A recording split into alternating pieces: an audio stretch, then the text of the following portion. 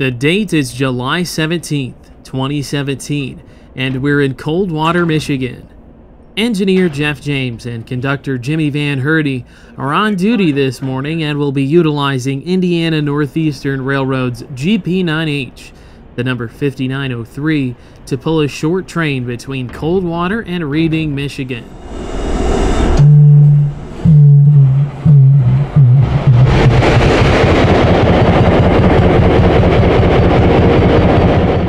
The Indiana Northeastern Railroad is a Class 3 short line that operates over former Wabash and New York Central trackage in 3 states, having a locomotive shop in Hudson, Indiana, and headquarters in Hillsdale, Michigan. Founded in 1992, the company has changed the short line railroad market in southern Michigan, improving once decrepit trackage and increasing shipments by rail. In celebration of the company's 25th anniversary, the short line resurrected former Cleveland Union Terminal GP9 number 5903, which was built in 1954 by EMD. The locomotive was assigned number 1603 by the Hillsdale County Railroad, which carried it over into the Indiana Northeastern's roster in 1992.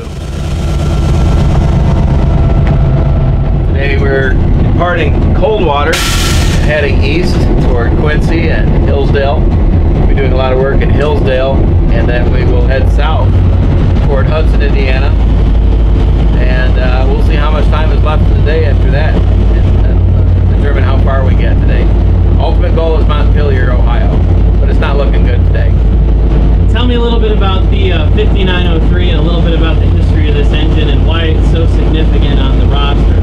Well, the 5903 began its life with the Cleveland Union Terminal, replacing the electric engines they had down there. And it eventually found its way into the New York Central's roster, and then of course ended up with Penn Central and Conrail for a while.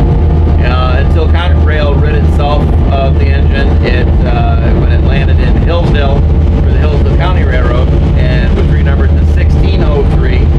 And as the 1603, it survived into the Indiana Northeastern era after they had acquired the assets of the Hillsdale County Railroad. Until about 2002 or so, it suffered a catastrophic engine failure and sat dead until about 15 or 16, when the Indiana Northeastern decided to rebuild it and replace the prime mover and several other components on it, replaced the fuel tank, rebuilt the brake stand to 26 air, and of course gave it a nice fresh 25th anniversary paint job, celebrating the 25th anniversary of the Indiana Northeastern Railroad. Very cool. And it got its original number back. Yes, and it's back as the 5903. So still the 03. Still the 03. We'll probably, our railroader shorthand, we'll call it the 03 quite a bit, but you know, it's always been and always will be the 03 to a lot of people around here.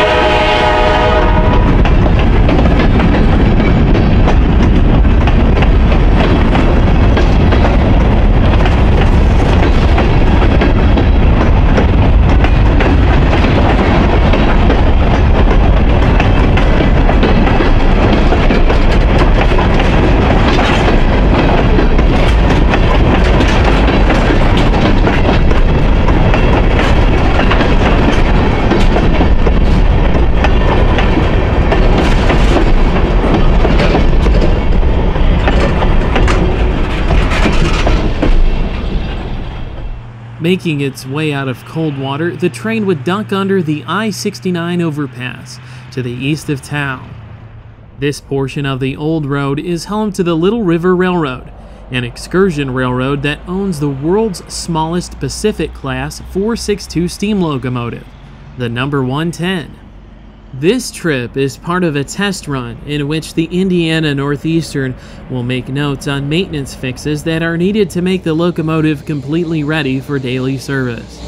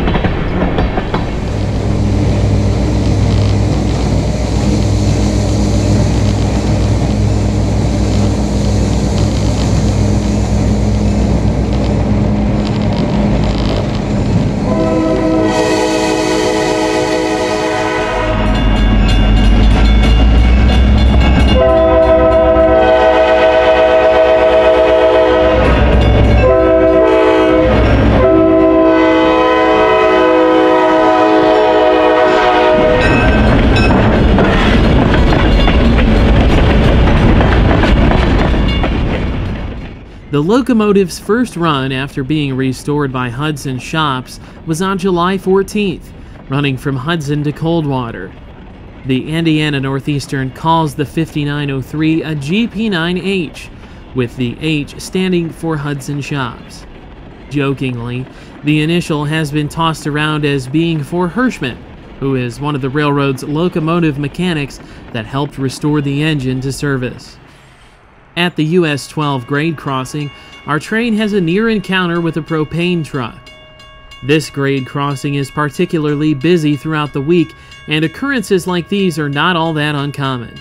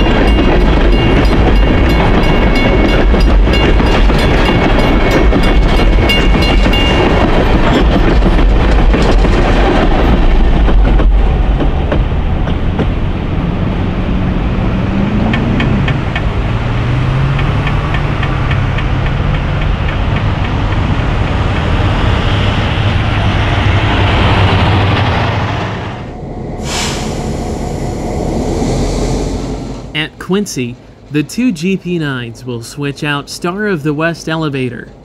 The elevator is one of the short line's most important customers, receiving service several times a week by the railroad's crews. Today, Engineer Jeff and Conductor Jim will be shunting out a few hoppers before adding outbounds to their growing consist.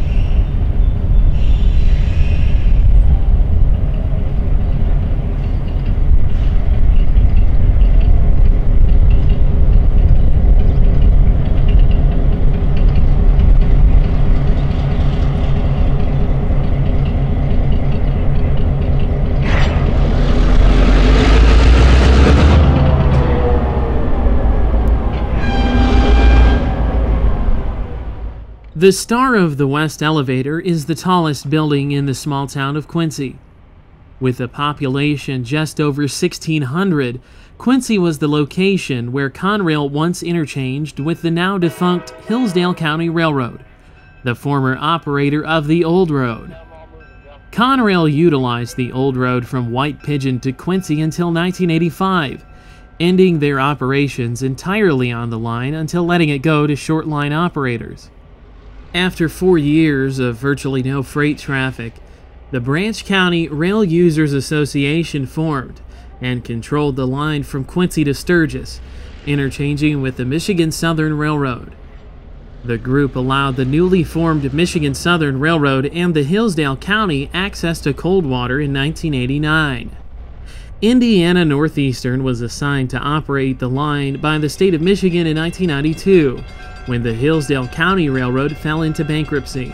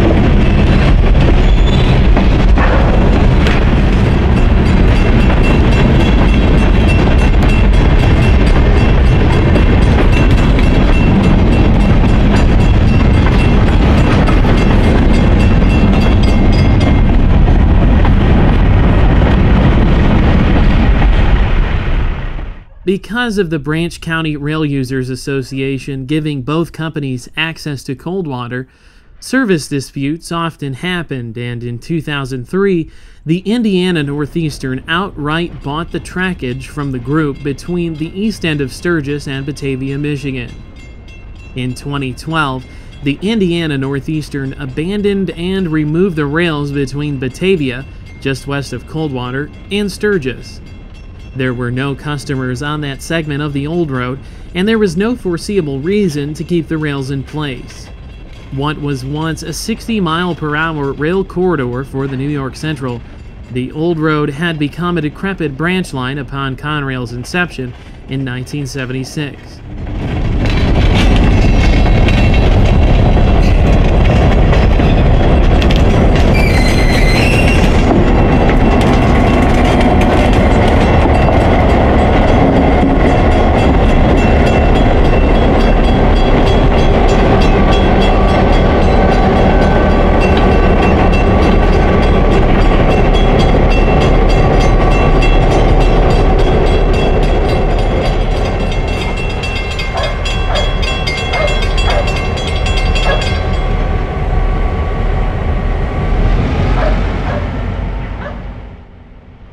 Though trains no longer use this line as a through route between Toledo and Elkhart, the Indiana Northeastern continues to supply the remaining and new online customers it serves with reliable rail transportation that interchanges with Norfolk Southern at Montpelier, Ohio.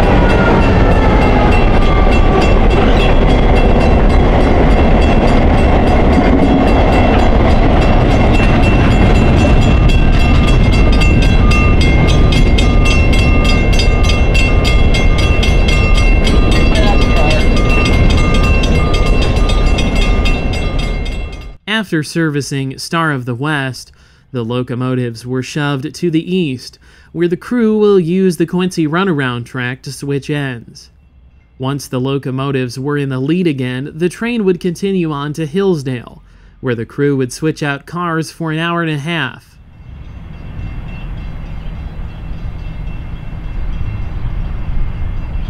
About 5 stops. 5. 3, 2,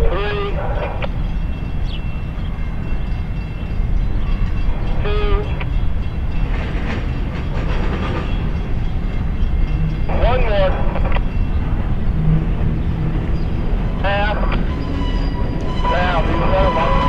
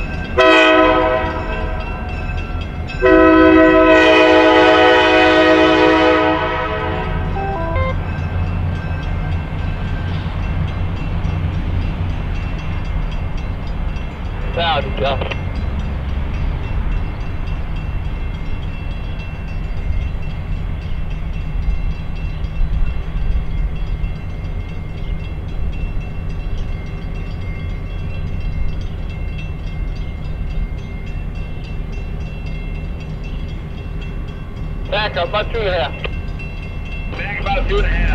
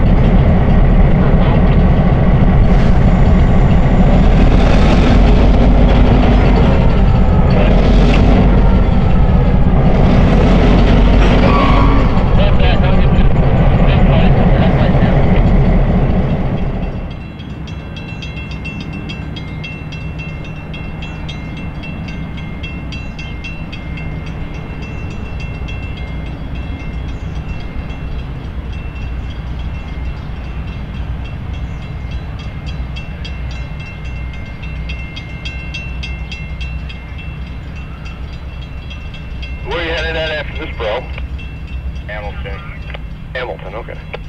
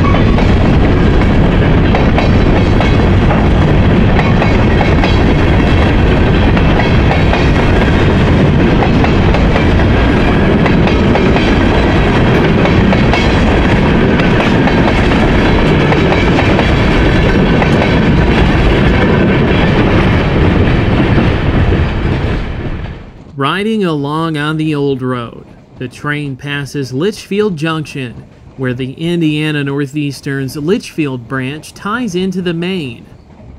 The junction is located to the northwest of Jonesville.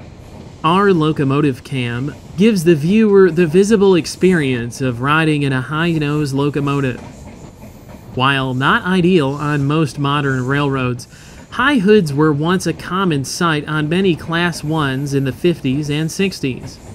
With only two holdouts, the Southern and the Norfolk and Western Railway, high hood locomotives were deemed unnecessary and obsolete upon the advent of the anti-climber. In the 1950s, when the 5903 was built, steam locomotives were starting to disappear from the main line. However, veteran railroaders from the steam era didn't want the cab to be so close to the front of the locomotive, for fear of dying in a head-on collision. High hoods were created and applied to the SD and GP series EMD locomotives so that they could be run long hood forward, giving crews more protection in case of a head-on collision. The trade-off, as one can see, poor visibility.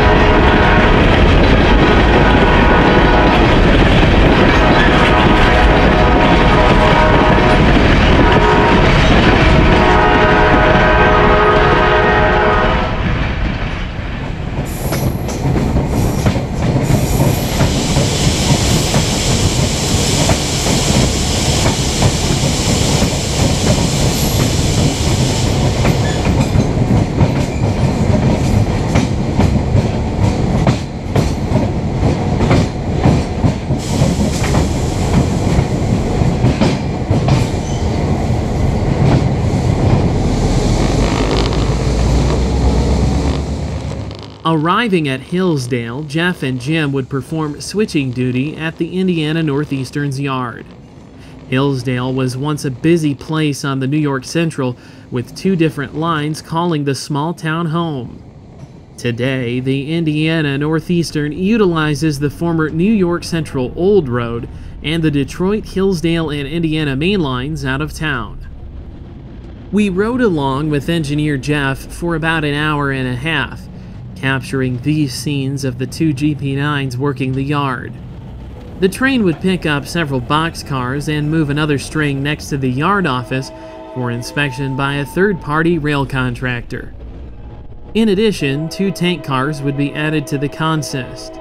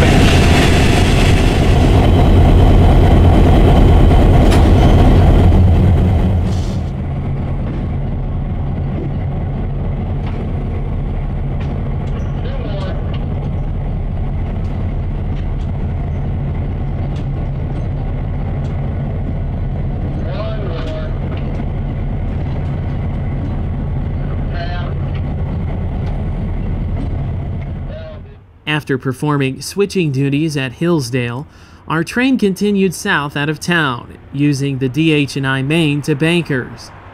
We would chase the train from Hillsdale to Reading, where the crew would tie the train down for the night.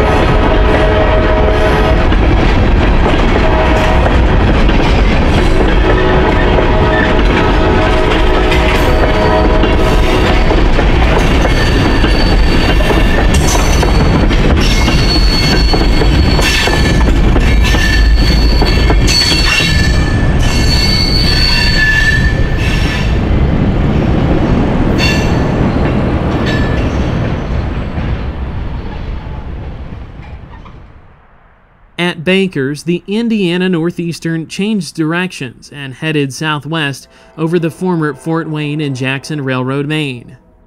Bankers was once the location where the DH&I interchanged with the Fort Wayne and Jackson.